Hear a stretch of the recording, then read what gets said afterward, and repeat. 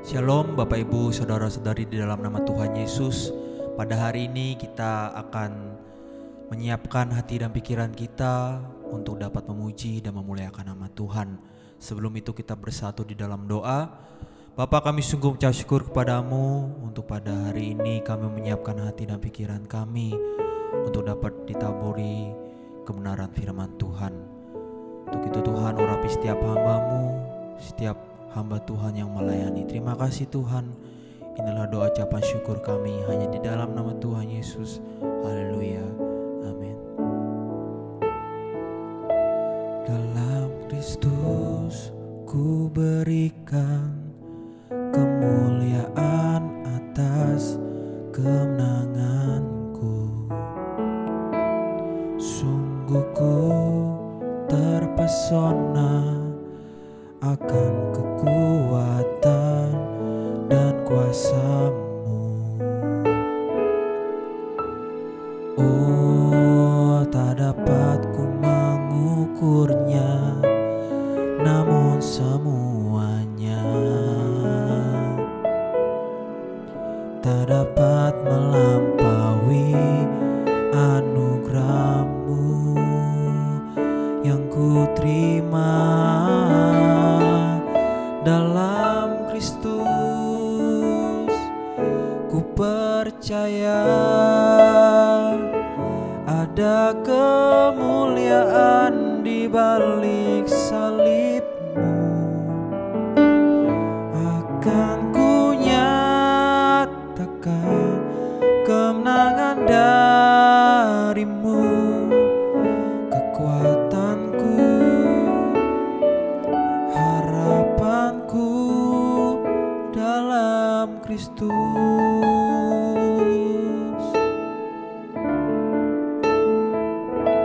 Dalam Kristus ku berikan kemuliaan atas kemenanganku. Sungguh ku terpesona atas kekuatan dan kuasa-Mu. Oh, tak dapat ku mengukurnya, namun semuanya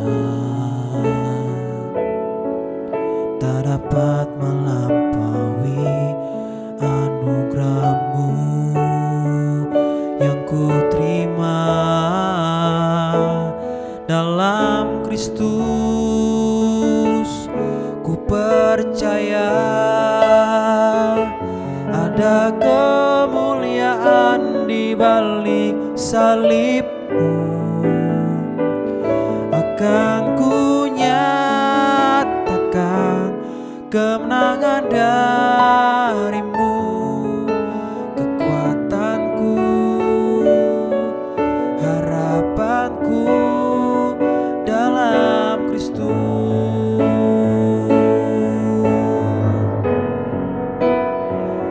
Dalam Kristus ku percaya ada kemuliaan di balik salib-Mu.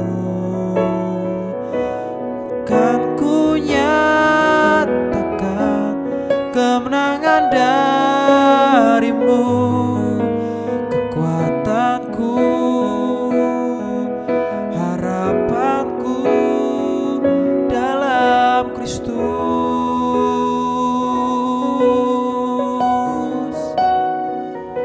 Kami sembah Engkau Tuhan, haleluya.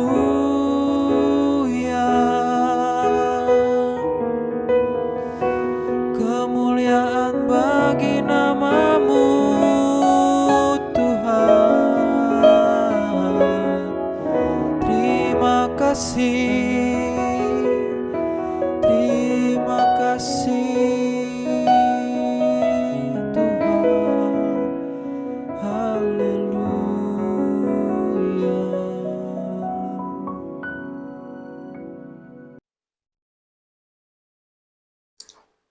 Kita sudah memuji dan memuliakan Tuhan.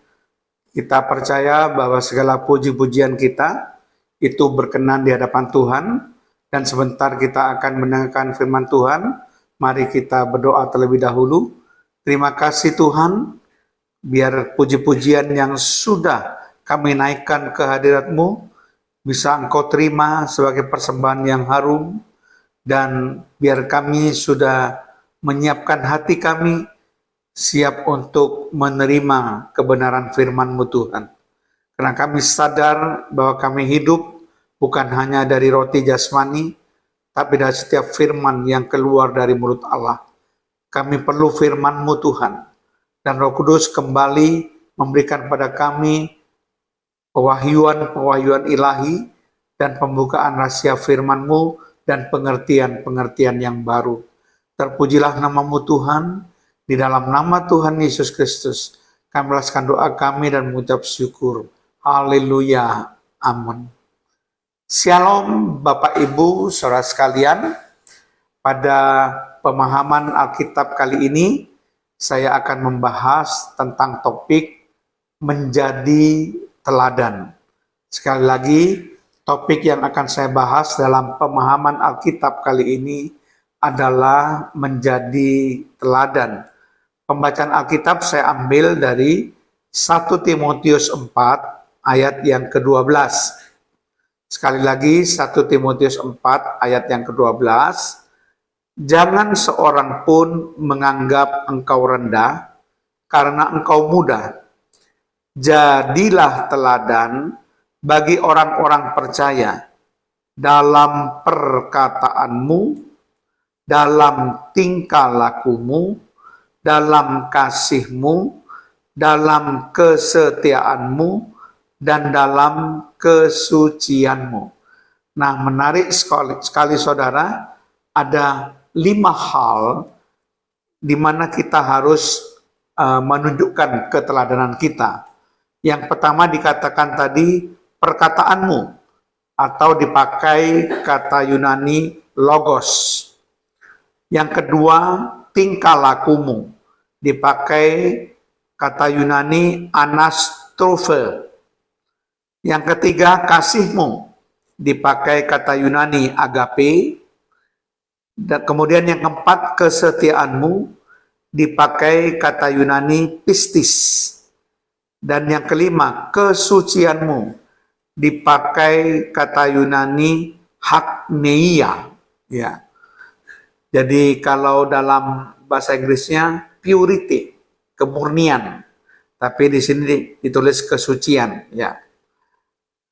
Jadi kalau kita perhatikan surat 1 Timotius 4 ayat 12 ini ditulis oleh Rasul Paulus kepada anak rohaninya yang bernama Timotius, yang pada saat itu melayani jemaat di Efesus. Waktu itu Timotius masih muda, diperkirakan umurnya sekitar awal 30-an tahun. Dan dia menghadapi jemaat dengan latar belakang yang beragam, yaitu campuran antara orang Yahudi dan orang Yunani. Dalam budaya Yunani Romawi, orang muda sering dianggap kurang berpengalaman dan tidak pantas memimpin.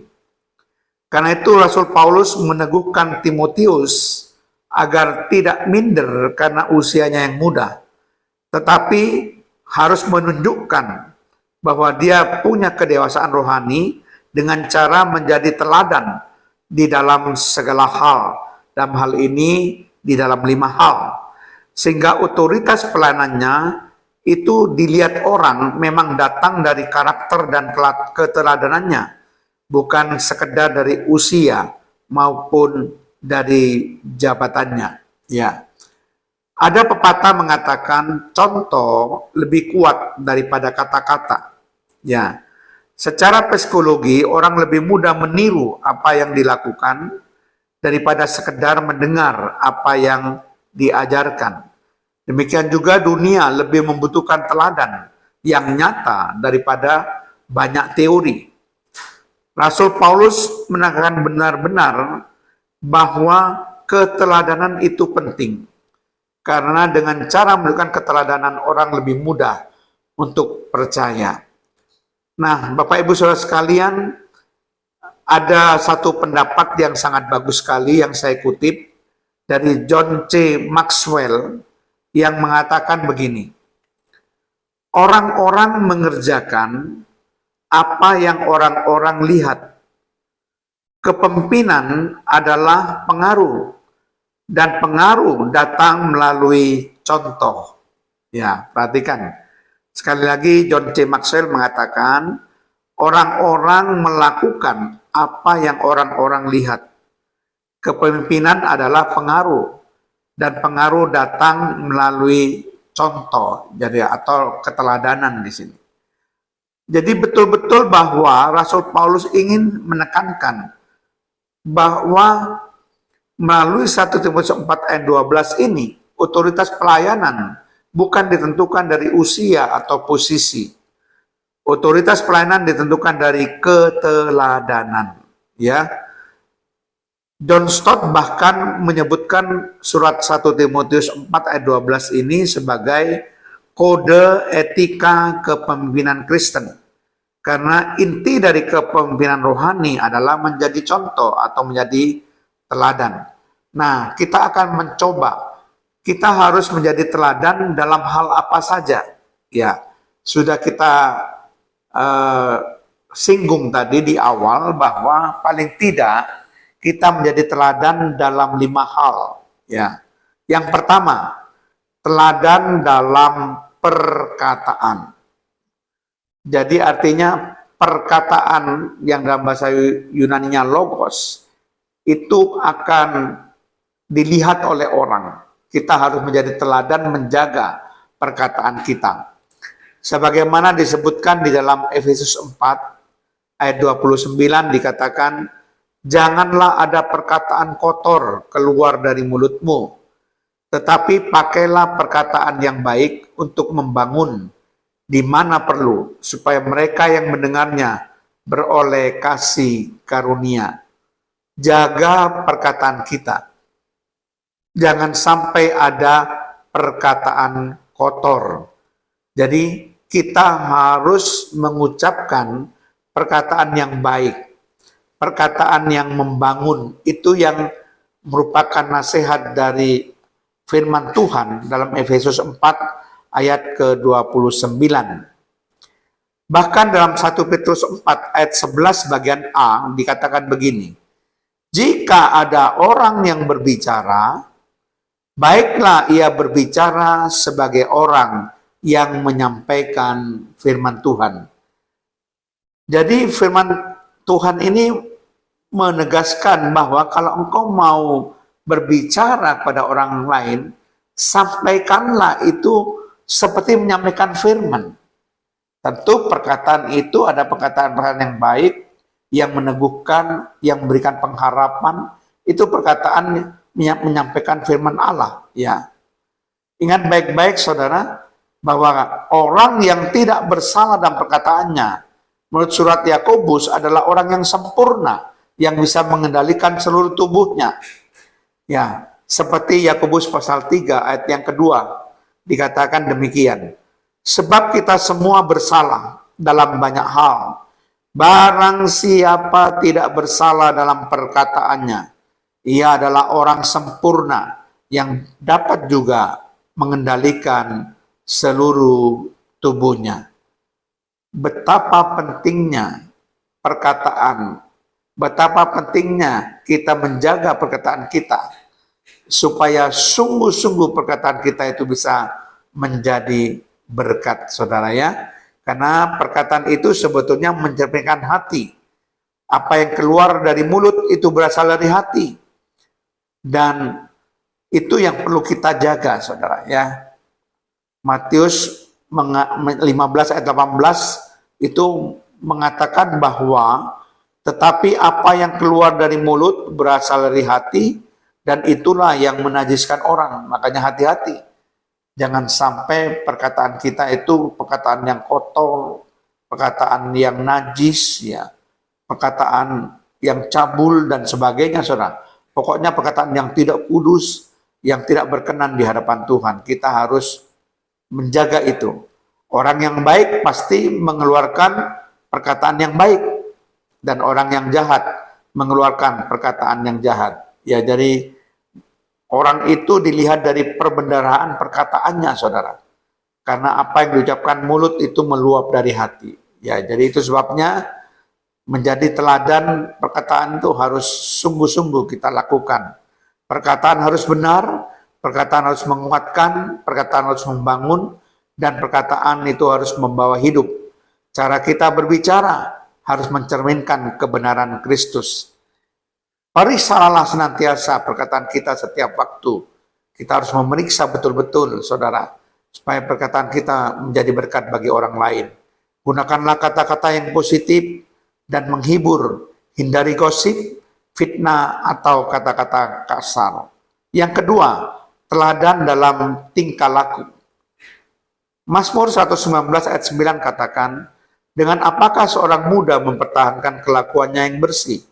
Dengan menjaganya sesuai dengan firman-Mu.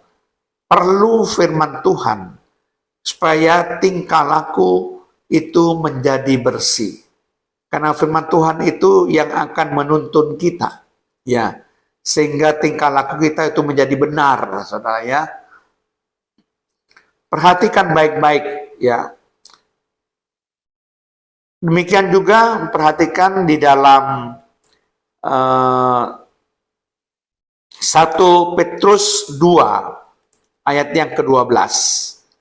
Milikilah cara hidup yang baik di tengah-tengah bangsa-bangsa bukan Yahudi, supaya apabila mereka menfitnah kamu sebagai orang durjana, mereka dapat melihatnya dari perbuatan-perbuatanmu yang baik dan memuliakan Allah pada hari Ia melawat mereka. Jadi milikilah cara hidup yang baik, ya, tingkah laku kita yang baik dalam keseharian kita, supaya kalau ada orang menfitnah, mereka bisa melihat dari perbuatan kita. Jadi bisa tahu apakah fitnah itu palsu atau itu merupakan fitnah untuk menjatuhkan kita, saudara. Karena kadang-kadang orang ingin menjatuhkan kita dengan cara menfitnah, sesuatu yang tidak benar. Tapi orang bisa melihat dari cara hidup dan tingkah laku kita dalam keseharian kita. Demikian Yakobus 3:13 katakan, siapakah di antara kamu yang bijak dan berbudi? Baiklah ia dengan cara hidup yang baik, menyatakan perbuatannya oleh hikmat yang lahir dari kelemah lembutan. Perhatikan, orang yang punya cara hidup yang baik dikatakan bijak dan berbudi. Menurut Yakobus 3 ayat 13. Betapa pentingnya kita mengendalikan tingkah laku kita, sehingga tingkah laku kita itu benar-benar bisa menjadi teladan bagi orang lain. Tingkah laku menunjuk kepada gaya hidup sehari-hari, saudara. Menjaga perilaku sehari-hari itu diusahakan supaya sesuai dengan nilai-nilai Kristus.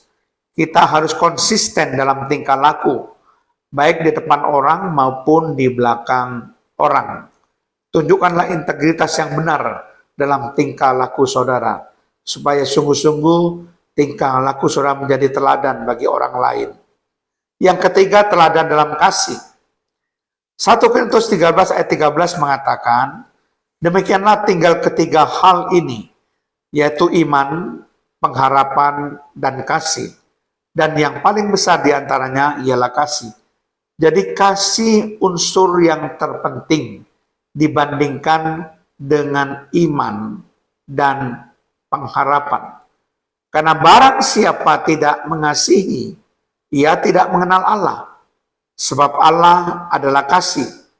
Itu disebutkan dalam 1 Yohanes 4 ayat 8. Jadi kalau saudara tidak mengasihi, ia tidak mengenal Allah. Sebab Allah sendiri adalah kasih, jati dirinya, saudara.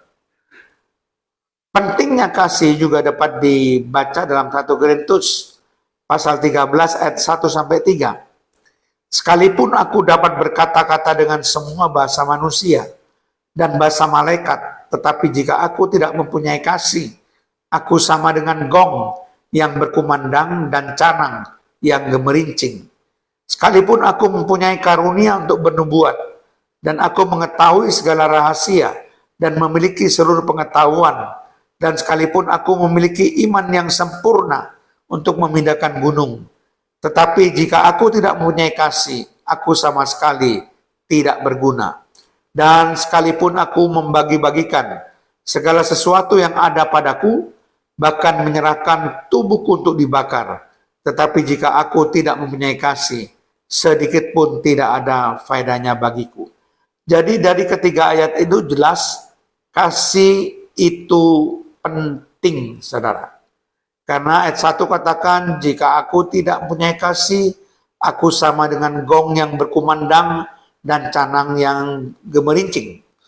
Ayat yang kedua dalam 1 Korintus 13 mengatakan, jika aku tidak mempunyai kasih, aku sama sekali tidak berguna.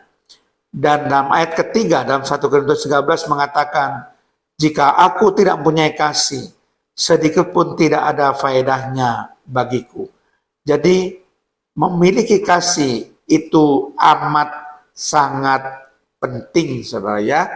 Terutama kita harus memiliki kasih agape sesuai dengan kata Yunani yang dipakai di dalam ayat 1 Timotius 4 ayat 12 tadi.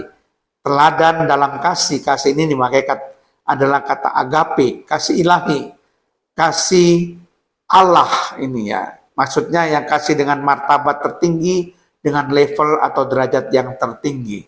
Itu kasih ilahi, saudara ya. Kasih agape itu adalah kasih yang tanpa syarat.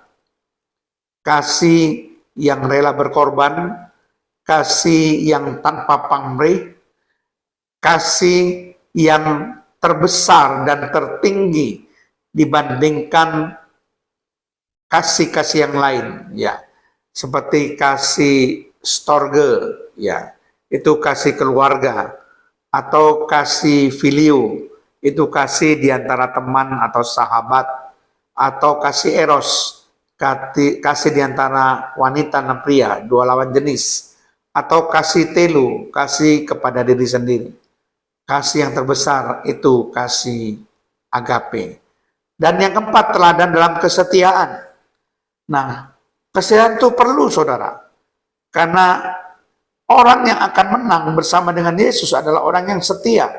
Wahyu 17 ayat 14 dikatakan begini. Mereka akan berperang melawan anak domba. Tetapi anak domba akan mengalahkan mereka. Karena ia adalah Tuhan di atas segala Tuhan. Dan Raja di atas segala Raja. Mereka bersama-sama dengan dia juga akan menang, yaitu mereka yang terpanggil, yang telah dipilih, dan yang setia. Perhatikan, siapa yang akan menang bersama-sama dengan Yesus, itu adalah orang yang terpanggil, yang dipilih, dan yang setia. Jadi tidak cukup terpanggil saja, tapi dia harus orang yang dipilih. Tidak cukup terpanggil dan dipilih saja, tetapi dia harus orang yang setia. Baru ia akan menjadi pemenang bersama dengan Kristus. Nah, ini penting sekali, saudara ya. Dan yang terakhir, teladan dalam kesucian. Kata Yunani yang dipakai di sini adalah hakneia, yang berarti kemurnian, terutama dalam arti kemurnian moral atau kehidupan tanpa dosa. Mencerminkan kualitas hidup dalam tindakan atau perbuatan.